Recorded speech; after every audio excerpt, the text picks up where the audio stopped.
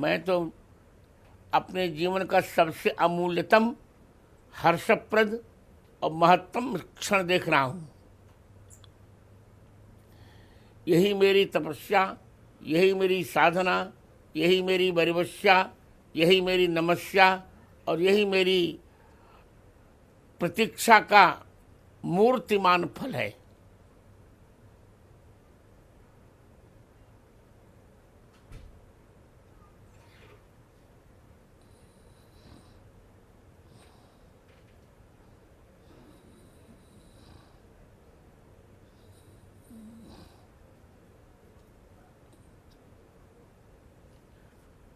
मुझे तो यही अनुभूति हुई जैसे त्रेता में भक्तों को राम जी के आगमन पर अनुभूति हुई थी।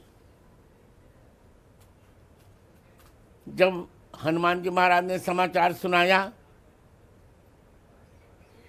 रिपुरन जीति सुजस सुर गावत, सीता अनुज सहित प्रभु आवत, सुनत बचन बिसरे सब दुखा, त्रिषावंत जिमि पाई पीयूषा। वही परिस्थिति से मेरी है।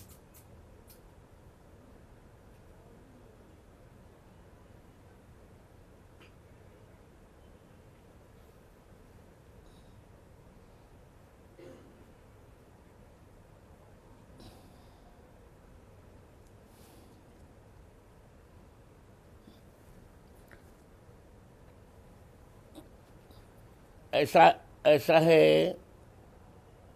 आपका नाम क्या है? अनन्या। ऐसा है अनन्या जी, दर्शन का सुख मुख से कहा नहीं जा सकता, वो केवल अनुभव किया जा सकता है। जैसा कि मानसकार कहते हैं, श्याम गौर किम कहूँ बखानी, गिरा अनयन नयन बिनु वाणी। वाणी के पास नेत्र नहीं होते और नेत्र के पास वाणी नहीं होती। तो प्रभु के दर्शन का जो आनंद है वो कहने की वस्तु नहीं, अनुभव की वस्तु है।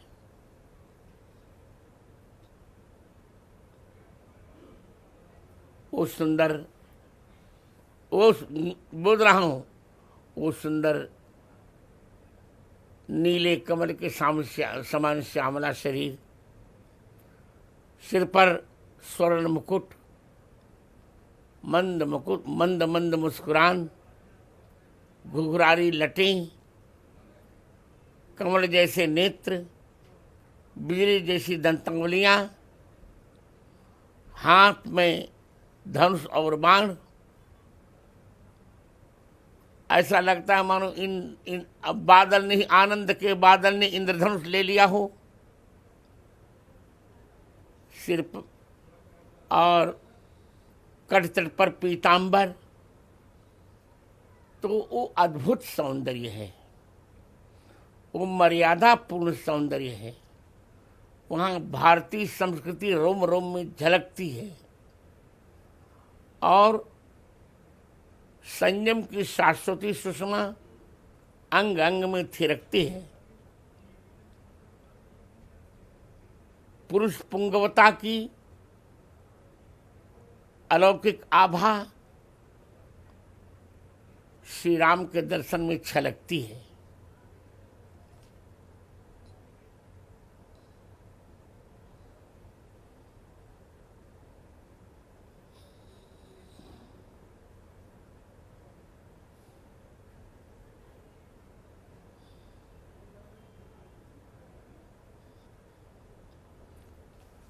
ये तो अपनी अपनी इच्छाएं हैं। जो जैसे मैं अपने राघवेंद्र राम जी को राघव ही कहता हूं, भक्त अपने रूप से कोई न कोई नाम रख लेता है। इसलिए तो कहा जाता है ना,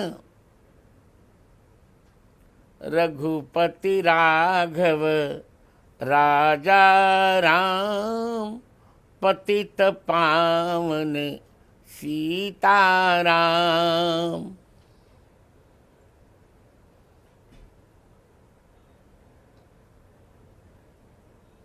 हाँ बोली।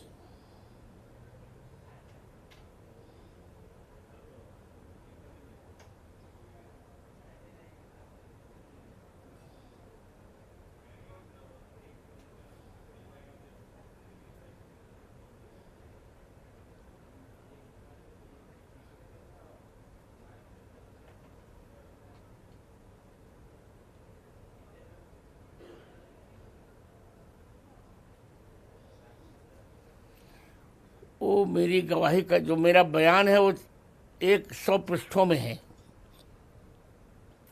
आज मैं इतना ही बताऊंगा कि आस्था पर प्रश्न चिन्ह नहीं लगाया जा सकता। हमारी करोड़ों वर्षों की आस्था है। मैंने न्यायमूर्तियों से कहा था कि यदि आप पूछना चाहते हैं तो मैं बता रहा हूं कि ज्योतिष के अनुसार जहां मेष के सूर्य की दृष्टि पड़ती है, मकर के मंगल की मेष मकर के मंगल की दृष्टि पड़ती है, तुला की शनि की दृष्टि पड़ती है और कर्क में बृहस्पति की दृष्टि पड़ती है और मीन के शुक्र की दृष्टि पड़ती है।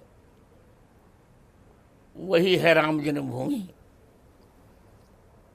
जिसके उत्तर दिशा में जिसके उत्तर में ठीक 300 धनुष की दूर पर सरजू जी हैं। मैंने उनको 441 प्रमाण दिए थे और खुदाई जब हुई तो 437 प्रमाण सही निकले। 4 प्रमाण निकले थे वो धूमिल थे, वो भी हमारे ही पक्ष में थे। तो मैं तो अपने को धन्य मानता हूं कि मेरी प्रतिभा ने प्रभु का कार्य किया। और न्यायमूर्ति इतने प्रसन्न हुए कि हमारे मुस्लिम जज ने कहा था, sir you are divine power.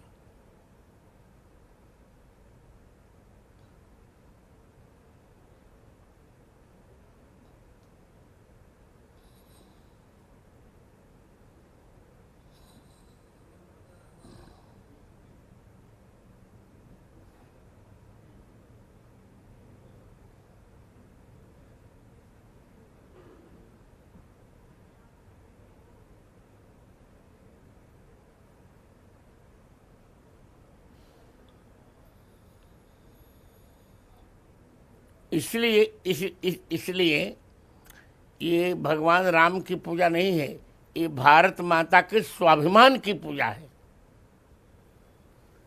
ये राष्ट्र के मंगल की पूजा है, ये राष्ट्र की मर्यादा की पूजा है, इस भारत राष्ट्र के शौर्य की पूजा है, इस भारत राष्ट्र की अखंड सांस्कृतिक परंपरा की पूजा है। इसे हम बहुत प्रसन्न होंगे और होना भी चाहिए।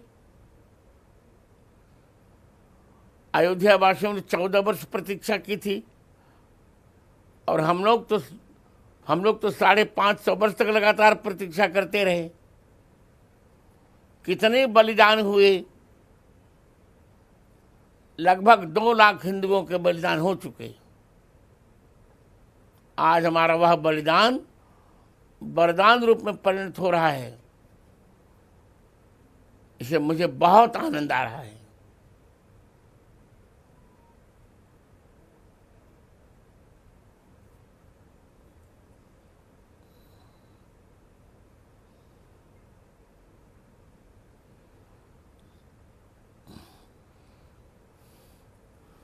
उतनी ही जैसे वनवास जाने के पश्चात अयोध्या की जो स्थिति थी, राम जी के लौटने पर जैसी स्थिति बनी वही परिस्थिति आज बन रही है।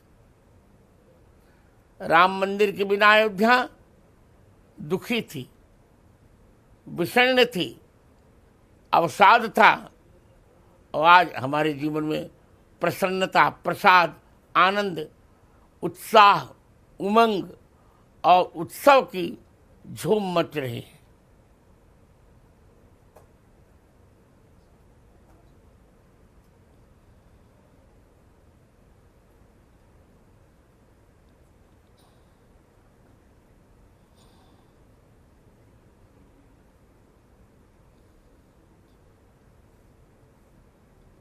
त्रेता युग की अयोध्या बहुत अच्छी थी।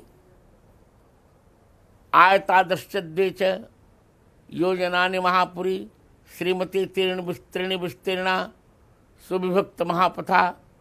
12 योजन आयत, 3 योजन विस्तीर्ण, सरजू विराज नहीं थी। वही अयोध्या ये भी है, कोई परिवर्तन नहीं आया है। क्योंकि जब त्रेता के सूर्य में परिवर्तन नहीं है, त्रेता के चंद्र में परिवर्तन नहीं है, तो त्रेता की अयोध्या में भी कोई परिवर्तन नहीं है। और हम 22 जनवरी को त्रेता की अयोध्या के ही साक्षात्कार करेंगे। बस अब बहुत हो चुका।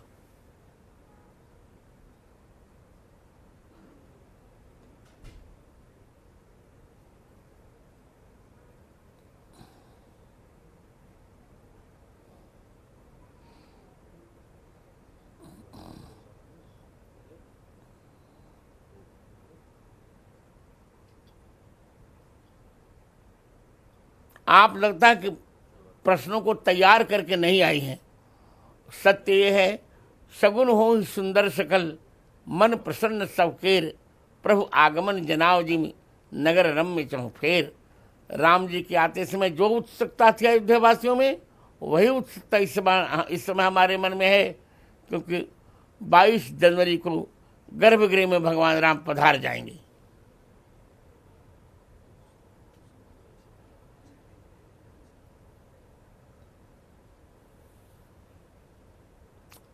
मैं कितनी बार आपसे कहूं, अब मैं कितनी बार कहूं, आप प्रश्न मुझसे पूछेंगे, आपको प्रश्न तैयार करके आना चाहिए था। बार बार वही प्रश्न आप दूर आ रहे हैं।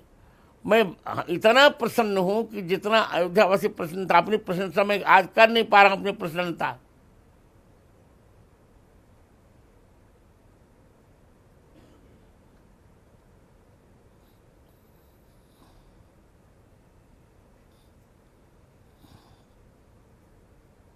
बस यही कहूंगा, कृपुरन जीती सुजस सुर गावत, सीता अनुज सहित प्रभु आवत। जैसे बिछड़ा हुआ बालक जब आता है तो माता पिता प्रसन्न होते हैं, उसी प्रकार 550 वर्ष से बिछड़े हुए रामलला जी हमारे मंदिर में आ रहे हैं। हमारी प्रसन्नता का तो कोई ठिकाना नहीं है। हम अपनी प्रसन्नता कह भी नहीं पा रहे हैं।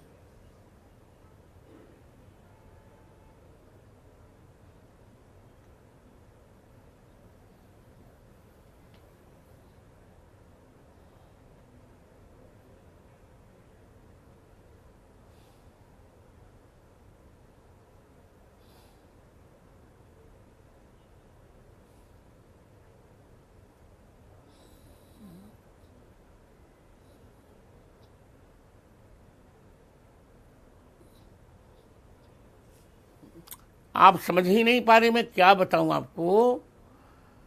उत्सव में संबंधों का बहुत महत्व होता है। छत्तीसगढ़ में भगवान का ननिहाल है, नेपाल में भगवान की ससुराल है। तो अपने प्रियजन जब आते हैं तो ननिहाल वाले, ससुराल वाले प्रसन्न होते ही हैं।